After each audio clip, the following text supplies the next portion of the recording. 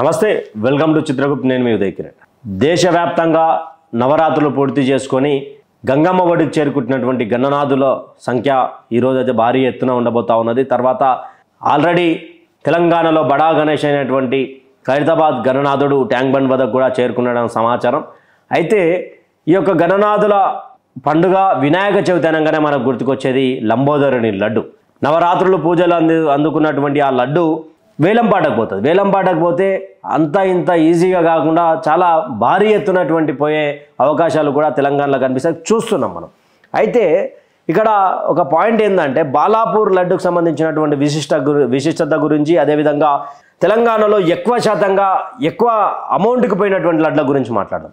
బాలాపూర్ లడ్డు గురించి మొదలు పెడితే 1994లో మొదలైనటువంటి ఈ లడ్డు వేలంపాట ఆనాడు కొలన్ మోహన్ రెడ్డి గారు 450 రూపాయలతో మొదలు పెడితే ఆ పునాది అక్కడ వేస్తే ఈరోజు 2025 దాదాపు 32 సంవత్సరాల తర్వాత అక్షరాల 35 లక్షల రూపాయలకు లింగాల దశరథ్ గౌడ్ కొన్నాడు.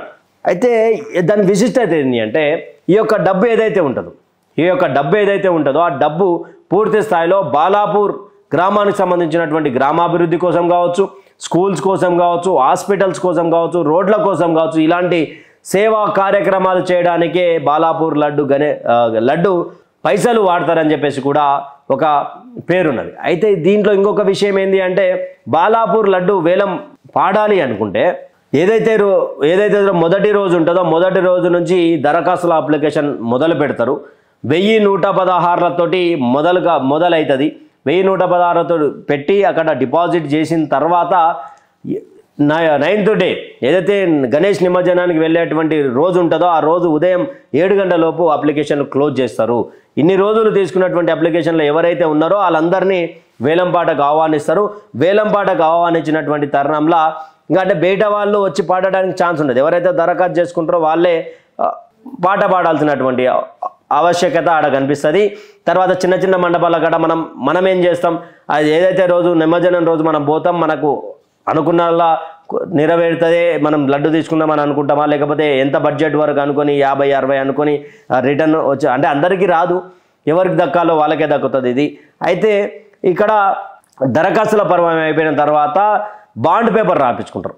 ఎప్పుడు లడ్డు వేలంపాట్లు ఎవరైతే దక్కించుకుంటారో ఈ సంవత్సరం లింగాల దశరథ్ గౌడ్ దక్కించుకున్నాడు కదా, ఆ దక్కించుకున్నటువంటి వ్యక్తితో బాండ్ పేపర్ రాసుకుంటారు. ఎప్పటి వరకు ఇవ్వాలి ఈ అమౌంట్ అంటే వచ్చే సంవత్సరం గణనాథుని ఫస్ట్ పూజ ఉంటుంది చూసినా, ఆ ఫస్ట్ పూజ లోపే ఈ యొక్క డబ్బులు ఇవ్వాలనేది కూడా బాండ్ పేపర్లో క్లియర్గా మెన్షన్ చేసి ఉంటారు. అయితే ఇక్కడ బాలాపూర్ లడ్డే ఎందుకు ఫేమస్, బాలాపూర్ లడ్డు కంటే ఎక్కువ పోయినటువంటి గణనాథులు లడ్లు ఉన్నాయి కదా అంటే బాలాపూర్ లడ్డు ఎందుకు ఫేమస్ అంటే ఆ రోజులలో 1994-95లో ఒకే వ్యక్తి తీసుకున్నారు, ఆయనే కొలన్ మోహన్ రెడ్డి. ఆ కొలన్ మోహన్ రెడ్డి తన పంట పొలాల్లో పండడం వల్ల పంట బాగా పండడం, ఆర్థికంగా నిలబడడం, ఆర్థికంగా బలమైనటువంటి వ్యక్తిగా ఆయన రూపుదిద్దుకోవడం వల్ల పూర్తి స్థాయిలో ఆయన ఆ రోజు నుంచి ఫేమస్ కావడం జరిగింది. అంటే ఇక్కడ ఈ యొక్క లడ్డులో చాలా మహిమలు ఉన్నాయి, ఈ యొక్క లడ్డులో విశిష్టత ఉన్నది, ఈ యొక్క లడ్డులో విశ్వాసాలు ఉన్నాయి, హిందువులకు సంబంధించినటువంటి విశ్వాసాలు కూడా పూర్తి స్థాయిలో కనిపిస్తాయి. బాలాపూర్ లడ్డు కొన్నటువంటి వాళ్ళు భవిష్యత్తులో పూర్తి ఉజ్వలంగా ఉంటుంది అని కూడా పెద్ద ఎత్తున చాలామంది రైతులు కావచ్చు, హిందూ భక్తులు కావచ్చు చెప్పేటువంటి మాట ఇది. అయితే ఇక్కడ బాలాపూర్ లడ్డుకు సంబంధించినటువంటిది 35 లక్షల రూపాయలు పోతే మణికొండ సన్ సిటీకి సంబంధించినటువంటి లడ్డు వేలంపాట ఏదైతే రిచ్మండ్ విల్లాస్లో జరిగినటువంటి గణనాథుని వేలంలో 2,35 లక్షల రూపాయలకు గణనాథు లడ్డు పోయింది. అక్కడ కూడా 80 విల్లాలు ఉంటాయి. 80 విల్లాలకు సంబంధించినటువంటి ఏదైతే ఉన్నదో ఆ విల్లాలు 4 గ్రూపులుగా డివైడ్ అయ్యి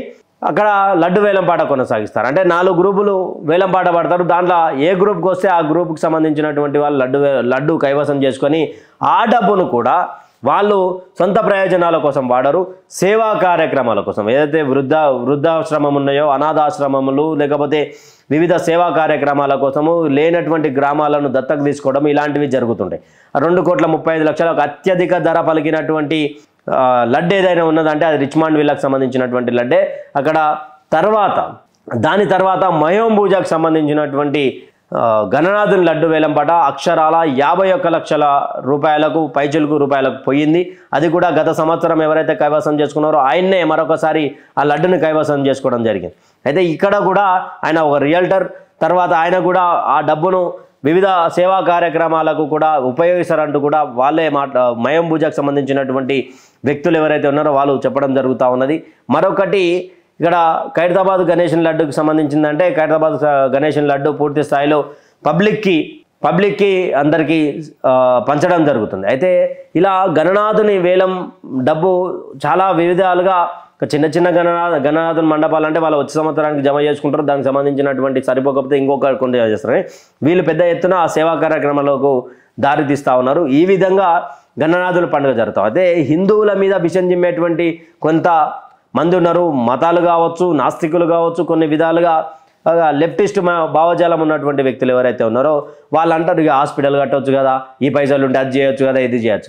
కానీ వీళ్ళు కూడా లడ్డు కొన్న వాళ్ళు కూడా అదే కార్యక్రమాలు చేస్తూ ఉన్నారు. అది గుర్తుపెట్టుకోవాలి. మరొక విషయం ఏంటి అంటే గణనాథుని నిమజ్జనానికి తీసుకుపోయినప్పుడు మనం అక్కడ పనిచేసేటువంటి సిబ్బంది కాళ్ళు పెట్టి తొక్కడం, ఆయన ముఖం మీద కాళ్ళు పెట్టి తొక్కడం, ఆయనని పైనుంచి చేసినప్పుడు చేతి విరిగొట్టడం, ఇవన్నీ జరుగుతూ ఉన్నాయి. దయచేసి ఇవన్నీ బంద్ చేయాలా, మనోభావాలు దెబ్బతింటున్నాయి. అక్కడ మనం నిమజ్జనం చేయడానికి పోతున్నాం, నిమజ్జనం చేసిన తర్వాత ఎలా చేస్తున్నా అనేది ఒకటి ఊహకందకుండా చేస్తూ ఉన్నారు. మీకు దయచేసి ఆ ధ్యాస పెట్టుకోరి. నిమజ్జనం నీట్గా అయ్యి అక్కడ నీళ్ళల్లో క్రేన్ ఉన్నది కదా, క్రేన్ ద్వారా పడేస్తే అయిపోతుంది కదా, కాళ్ళు పెట్టి తొక్కాల్సినటువంటి అవసరం ఏమున్నది? 9 రోజులు మన కోసం వచ్చినటువంటి ఆ గణనాథుని మనము ఏ విధంగా పూజిస్తున్నాం, ఏ విధంగా ఆరాధిస్తామో మనకు తెలుసు, ఎంత నీట్గా ఉంటామో మనకు తెలుసు. అలాంటి పరిస్థితులలో తీసుకుపోయి మురికి నీళ్ళలో వేస్తున్నాం. తప్పదు మనకు. హైదరాబాద్లో ఉన్నటువంటి వాళ్ళకు హుసేన్ సాగర్ ఈ మురికి నీళ్ళు తప్ప ఏమీ లేవు. సరే అలాగేసినా కూడా మనం కాళ్ళు పెట్టి తొక్కడం ఇదేంది? దయచేసి సిబ్బంది కూడా ఆలోచించాలా, సిబ్బంది కూడా ఒక న్యాక్ పెట్టాలా.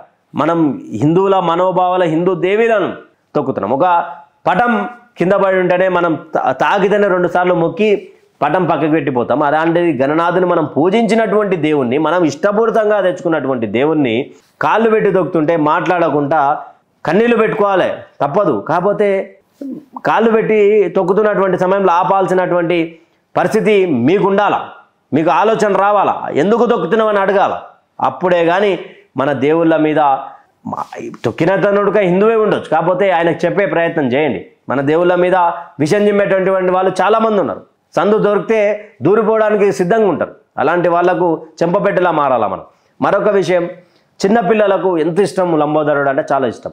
ఈరోజు ట్యాంక్ బండ్ వద్ద ఓ చిన్నపిల్లవాడు ఏడ నిమజ్జనం చేస్తారు అని చెప్పేసి ఆయన ఆ పిల్లవాడికే గణనాథుని కట్టుకున్నాడు. ఆయన చిన్నపిల్లాడి బండి ఉంటుంది చూసి ఆ బండి మీద తెచ్చిండు. మరి పడేదమ్ము నిమజ్జనం చేద్దామంటే లేదు నేను నిమజ్జనం చేయను అని చెప్పి గణనాథుని తన షర్ట్తో కట్టేసినటువంటి పరిస్థితి. ఇంకో చిన్నపిల్లలు గణనాథులు పోతుంటే ఏడుస్తూ ఉన్నారు. ఇంత ప్రేమలు చూపించేటువంటి మనం గణనాథుని నిమజ్జనం ఎలా చేస్తున్నారో చూడలేకపోతున్నాం, చేయలేకపోతున్నాం, చెప్పలేకపోతున్నాం. ఇలాంటి పరిస్థితులు మరిన్ని వచ్చే సంవత్సరం జరగొద్దని కోరుకుంటూ సెలవు తీసుకుంటా ఉన్నాం. State Yoon with చిత్రబాబు, signing off మీ దగ్గర. Thank you.